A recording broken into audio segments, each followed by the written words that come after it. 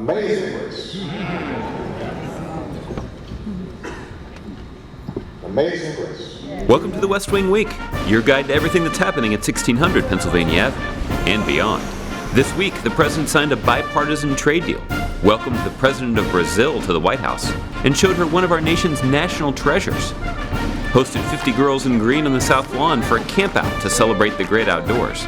Answered questions about healthcare in Tennessee and online, and traveled to Wisconsin to announce new overtime protections for hardworking Americans. That's June 26th to July 2nd, or Amazing Grace. Amazing grace,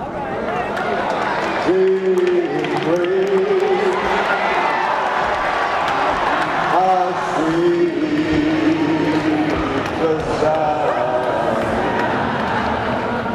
On Friday, the Supreme Court made history, making same-sex marriage legal in all 50 states and writing a new chapter in the story of American civil rights. Sometimes 2 steps forward, 1 step back, propelled by the persistent effort of dedicated citizens.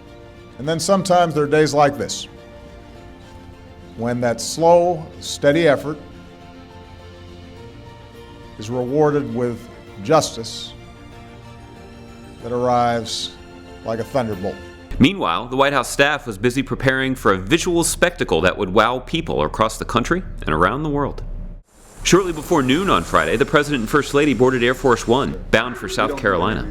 There, along with the Vice President, Dr. Biden, the President offered a moving eulogy to honor the life of pastor and state senator Clementa Pinckney. Reverend Pinckney once said, "Across the South, we have a deep appreciation of history. We haven't always had a deep appreciation of each other's history. What is true in the South is true for America.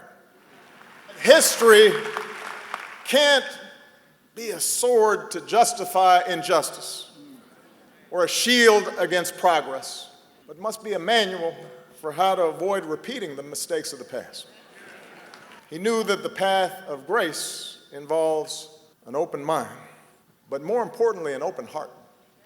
On Monday, the President signed 2 bills into law that would help rewrite the rules of our trade policy to enact enforceable progressive standards on labor and the environment and help U.S. workers compete in a 21st century global economy. I thought we'd start off the week with something we should do more often, a truly bipartisan bill signing. On that lovely afternoon, the President took President Dilma Rousseff of Brazil on an outing to take in one of the newest treasures of our National Park Service, the Martin Luther King Jr. Memorial. On Tuesday, the West Wing entrance was prepped for an arrival fit for a president, Dilma Rousseff. The presidents met in the Oval Office and later in the East Room for a news conference. As we look ahead to the Olympics next summer, we Americans will be cheering proudly for Team USA. Dilma did give me a very nice yellow and green sweatshirt, which says Brazil on the back.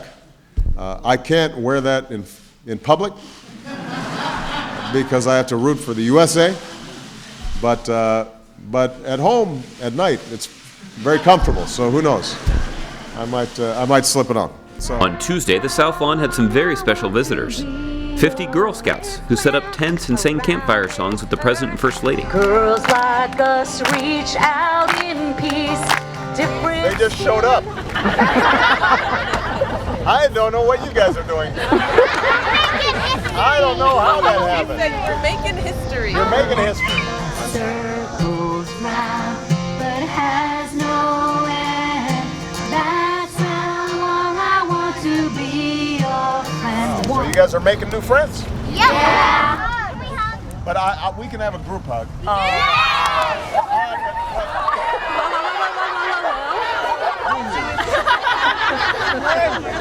They also got to check out some beautiful celestial bodies in a telescope. Thank you. Love astronomy. If you've been on a White House tour, you may have seen this sign. Well, not anymore. On Wednesday morning, White House tourists were surprised with an announcement. The 4 decades-old policy of prohibiting photos along the tour was quite literally ripped up. Also that morning, the president announced the next step in normalizing relations with Cuba, opening an American embassy in Havana. A year ago, it might have seemed impossible that the United States would once again be raising our flag, the Stars and Stripes, over an embassy in Havana. This is what change looks like. Then it was on to Music City, Nashville, Tennessee, where the president was accompanied by his dear friend Natoma Canfield. Good to see you. Sounds like you're doing great. You'll recall that in 2009, Natoma wrote a letter to the president, encouraging him to persevere during the fierce negotiations over the Affordable Care Act. Her letter inspired him, and he carried it in his pocket every day of the fight to pass the bill.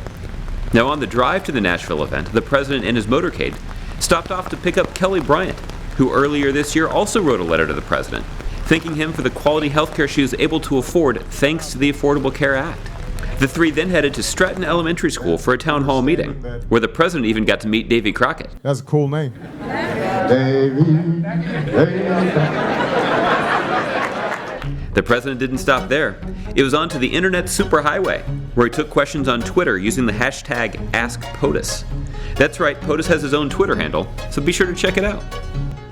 If it's Thursday, it must be Wisconsin, where the president visited La Crosse to discuss his plan to extend overtime protections to guarantee fair pay for the hardest working Americans and potentially give a raise to 5 million middle-class American workers. So remember, stay engaged with us online, and you can find out more information about any of these topics and see complete videos of these events at whitehouse.gov. Thanks so much for checking out this Love Wins edition of your West Wing Week. For those of you who work for me, get back to work. Thank you very much, everybody.